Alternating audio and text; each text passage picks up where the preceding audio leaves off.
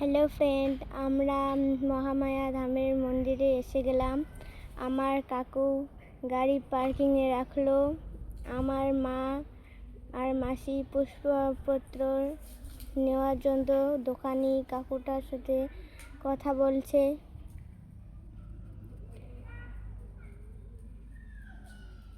Finally পুষ্পপত্র প্রায় নেওয়া হয়ে গেছে। এখন আমার মাসি আর মা ক্যামেরার সামনে পোজ দিচ্ছে। এখন আমরা মন্দির যাওয়ার জন্য রেডি হলাম। আপনারা দেখে থাকুন।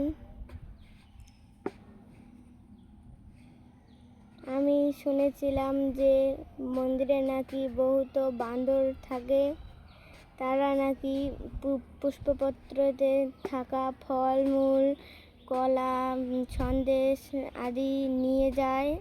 সেই কারণে দোকানি কাকু আমাকে এটা লাঠি দিয়েছে। আমি এই লাঠিটার ব্যবহার করব। এখন আমরা মন্দিরের খটখটিতে উঠলাম।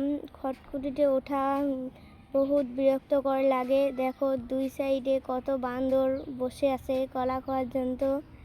আমরা এখন যাচ্ছি মন্দিরের ভিতরে। একটা বান্দর ওখানে জল খাচ্ছে।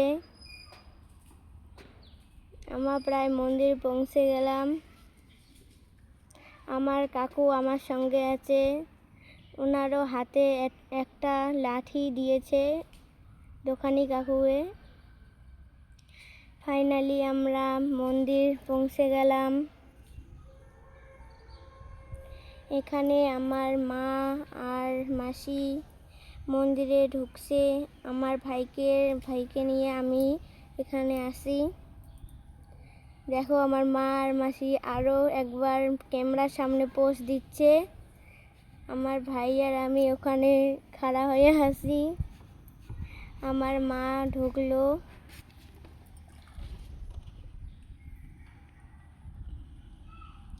আমার মা এখন ঘন্টি বাজিয়ে ভিতরে ঢুকলো। তার পাশে পাশে আমার মাসিও গেল। তার পাশে পাশে আমি আমার ভাইকে নিয়ে ঢুকলাম। মা পুজো দিতে ঢুকলো, মাসিও ঢুকছে, কিন্তু আমার ভাই বহুত গন্ডগোল করছে। এখন পূজারিয়ে পূজা করছে মন্দিরের ভিতরে। আমার ভাই বহুত গন্ডগোল করছে, সেই জন্য আমি ভাইকে নিয়ে মন্দিরের চারিপাশে ঘোরাফেরা করছি। মা ওখানে পূজা দিচ্ছে।